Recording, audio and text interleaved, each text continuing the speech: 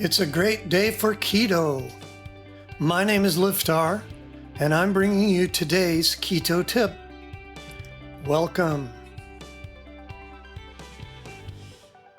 Today's keto bite: get your carbs from veggies. While you're happily watching the scale go down and down on the keto diet, don't forget other aspects of your health. You need fiber.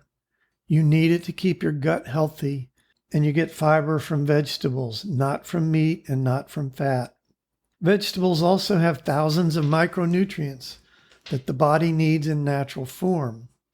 The minerals in veggies are the form that's much easier for your body to take in.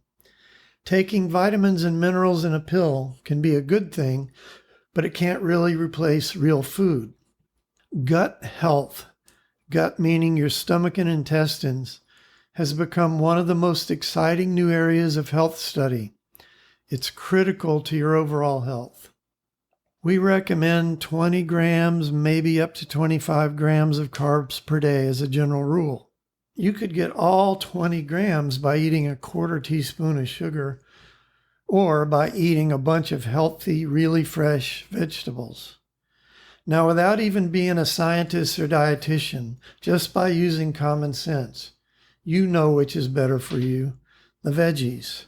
Same amount of carbs, two completely different ways to get them. Here's a list of non-starchy, low-carb veggies to use as mainstays in your diet. Swiss chard. If you've never had it steamed with olive oil and salt, I weep for you. This is my favorite of all time. I personally prefer the red chard, but it doesn't matter which type of chard, the green chard or the rainbow chard. In fact, I eat it almost every day. Dark green leaves loaded with micronutrients and chlorophyll. Kale.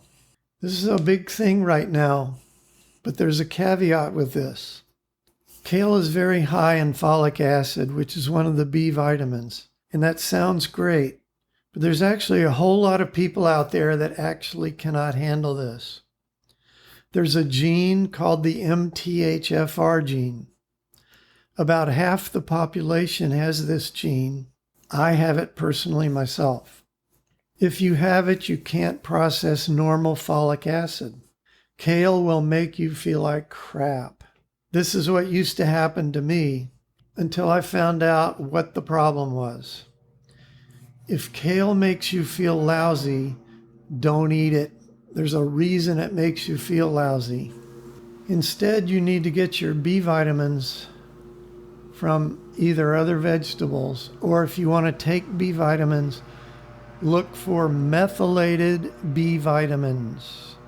Instead, you'll need to get your B vitamins from what's called methylated B vitamins. You can just look it up on the internet. It's methylated, methylated.